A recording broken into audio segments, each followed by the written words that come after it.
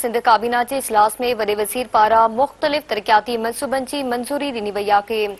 सिंध काबीना मज़ारनि ऐं मज़हबी हंधनि लाइ तरक़ियाती मनसूबनि जी मंज़ूरी ॾेई छॾी। वॾे वज़ीर जे तर्जुमान मूजिबि औक़ाफ़ ऐं मज़हबी मामलनि बारे ख़ाती मज़ारनि ऐं मज़हबी हंधनि लाइ तरक़ियाती मनसूबा पेश कया। दराज़ा शरीफ़ में हज़रत सचल सरमस्त लाइब्रेरी जे क़याम जी मंज़ूरी ॾिनी वई आहे। सचल सरमस्त लाइब्रेरी मंसूबे लाइ 5 करोड़ 15 लख रुपया मंज़ूर कया विया। भेटे शाह में हज़रत शाह लतीफ़ भिटाई जी मज़ार ते तरक़ियाती कमनि जी मंज़ूरी ॾिनी वई। अवाकी ख़बर ॾियूं पिया सिंध काबीना जे इजलास में वॾे वज़ीर पारां मुख़्तलिफ़ तरक़ियाती मनसूबनि जी मंज़ूरी ॾिनी वई आहे। सिंध काबीना मज़ारनि ऐं मज़हबी हंधनि लाइ तरक़ियाती मनसूबनि जी मंज़ूरी ॾेई छॾी। वॾे वज़ीर जे तर्जुमान मूजिबि औक़ाफ़ ऐं मज़हबी मामलनि बारे ख़ाते मज़ारनि ऐं मज़हबी हंधनि लाइ तरक़ियाती मनसूबा पेश कया। दराज़ा शरीफ़ में हज़रत सचल सरमस्त लाइब्रेरी जे क़याम जी मंज़ूरी ॾिनी वई।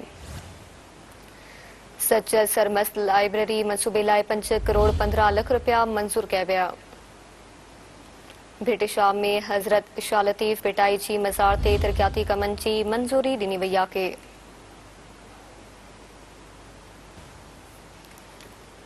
सिंध काबीना जे इजलास में वॾे वज़ीर पारां मुख़्तलिफ़ तरक़ियाती मनसूबनि जी मंज़ूरी ॾिनी वई आहे।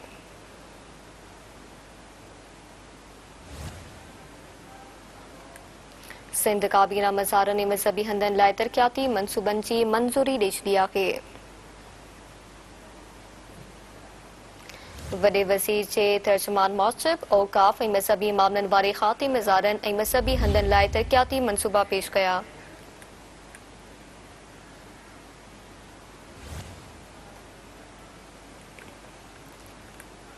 वॾे वज़ीर जे तर्जुमान मूजिबि औक़ाफ़ खाते मज़हबी मामलनि वारे ख़ाते मज़ारनि ऐं मज़हबी हंधनि लाइ तरक़ियाती मनसूबा पेश कया आहिनि। दराज़ा शरीफ़ में हज़रत सचल सरमस्त लाइब्रेरी जे क़याम जी मंज़ूरी ॾिनी वई।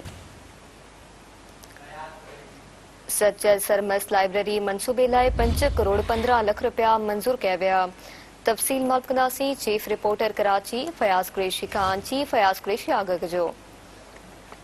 बिल्कुल मारवी वॾे वज़ीर सैयद मुराद अली शाह जी सदारत हेठि सिंध काबीना जो जेको इजलास आहे उहो जारी आहे। काबीना में इंतिहाई जेके अहम जेके फ़ैसिला आया आहिनि उहे वरिता विया आहिनि ऐं ख़ासि तौर ते काबीना जेका तरक़ियाती जेको एजेंडा आहे उन ते गौर कयो आहे ऐं काबीना जी कमेटी बराए नाणू जेका उन सिफ़ारिशुनि ते तफ़सीली जेको जाइज़ो वरितो वियो। इंफ्रास्ट्रक्चर ऐं रोडनि जी जेका तरक़ी आहे हुन में मली खां गगर फाटक रोड जी मरम्मत ऐं जेका हुनजी जेका ख़ूबसूरती जे हवाले सां 2.55 अरब रुपया जेका उनजी सिफ़ारिश कई वई आहे। काबीना कमेटी मलीर खां गगर फाटक ताईं रोड जेको 3.5 किलोमीटर आहे उनखे ड्यूल कैरेज जेका स्ट्रेटजी जेका अहमियत आहे उन जेका मुतासिर रोडनि ऐं पुलनि जी बनी जे हवाले सां तवादो जेका रक़म आहे 888.244 मिलियन रुपया उहे मंज़ूर कया आहिनि। काबीना कमेटी मुख़्तलिफ़ रोडनि जी जेका वाद ऐं मरम्मत जे हवाले सां बि 1996.401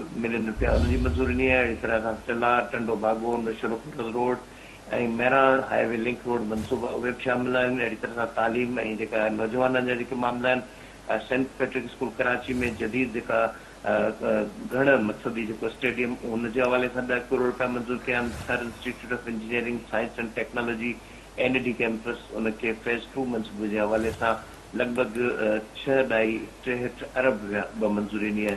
अहिड़ी तरह सां जेका फीस जी वापसी आहे सरकारी इदारनि खे गुज़िरियल जेके सालनि में शागिर्दनि जी फीसूं वापसि करण जे हवाले सां 3.4 अरब रुपयनि जी इज़ाफ़ी जेका असुली मंज़ूरी ॾिनी आहे। फीस में रायत सिर्फ़ु मुस्तहिक़ ऐं ज़रूरतमंद जेके शागिर्द आहिनि उन्हनि खे मिलणु घुरिजे। वॾे वॾे हवाले सां हिदायत जारी कंदे जेके मुस्तहिक़ शागिर्दनि जे हवाले सां शफ़ाफ़ निज़ाम जोड़ण जे हवाले सां हिदायत की। अहिड़ी तरह सां SDG स्कीमूं आहिनि उनमें सिंध काबीना 98 स्कीमुनि जी मंज़ूरी ॾिनी जंहिंमें 4.33 अरब रुपया मुख़्तस कया विया आहिनि ऐं औरत फाउंडेशन जे हवाले सां 5 करोड़ रुपया ग्रांट उहा मंज़ूरी ॾिनी आहे। अहिड़ी तरह सां सखर ऐं रोड़ी मनसूबो उनखे सिंध काबीना तरक़ियाती मनसूबे जी उन मंज़ूरी ॾिनी आहे। यूनियन काउंसिल जानू जी ऐं पीर इख़लास शाह जा मुख़्तलिफ़ जेके मनसूबा आरो प्लांट्स स्ट्रीट लाइट्स ऐं फेवर ब्लॉक शामिल आहिनि। सखर ऐं रोड़ी जे लाइ इब्तिदाई तौर ते 25 सैकड़ो फंड जारी करण जे हवाले सां सिफ़ारिश कई आहे। ऐं आबपाशी तोड़े जेका बोर्ड जे हवाले सां इमदाद आहे उनमें सिंधू जे मथां पाणी जे नेकाल जे हवाले सां NBOT ऐं स्कार्प जो जेको नंढा जेके डैमूं आहिनि उन्हनि जी मंज़ूरी ॾिनी आहे, मुतालियाती मंज़ूरी आहे उहा, ऐं वॾे वज़ीर सैलाबी जेका इमदाद जेका शफ़ाफ़त यकीनी बनाइण जे हवाले सां हिदायत कनि। अहिड़ी तरह नेशनल हाईवे मेडिकल कम्पलेक्स जल्द मुकमल करण जे हवाले सां वॾे वज़ीर हुकुम कयो आहे। काबीना मज़ारनि ऐं मज़हबी हंधनि जे हवाले सां तरक़ियाती मनसूबा जेके आहिनि उनजी मंज़ूरी ॾिनी आहे। ख़ासि तौर ते औक़ाफ़ खाते मज़हबी मामलनि जी मज़ारूं ऐं मज़हबी हंधनि जे हवाले सां तरक़ियाती जेके मनसूबा आहिनि उहे पेश कया विया। ऐं ख़ैरपुर दराज़ा शरीफ़ में जेका सचिव सरमस लाइब्रेरी जी आहे उन क़याम जी मंज़ूरी ॾिनी आहे। ऐं मनसूबे जी लाॻत 5 करोड़ 15 लख रुपया मुक़ररु कई वई आहे। मटियारी भिक्षा में शाह नसीब भिटाई जे मज़ार जी तरक़ियाती कमनि जी मंज़ूरी ॾिनी वई आहे। अंदरूनी जेके रोड आहिनि उन्हनि जी बहाली ऐं नवां 200 kV ट्रांसफार्मर उहे लॻाया वेंदा। काबीना किन हवाले सां आगाही ॾींदे ॿुधायो वियो त भिटाई जे दरगाह जे मंसूबे हवाले सां 3 करोड़ 36 लख रुपया जेके आहिनि उहे मख़्तस कया विया आहिनि। ऐं वॾे वॾे ॿिन्ही मनसूबनि जे हवाले सां 25 हिकिड़ो फंड फौरी जारी करण जे हवाले सां हिदायत जारी कंदे चयो त ज़ाइरीन खे बहितर सहूलियतूं ॾियण जे हवाले सां क़दम खणण खे तेज़ कयो वञे। अहिड़ी तरह सां काबीना जो इजलास जेको जारी आहे, इम्कान आहे त वधीक जेके एजेंडा आहिनि उन्हनि जी पिणु मंज़ूरी ॾिनी वेंदी। थी वारे महिरबानी अवां जी फयाज़ कुरैशी आगाह करण लाइ।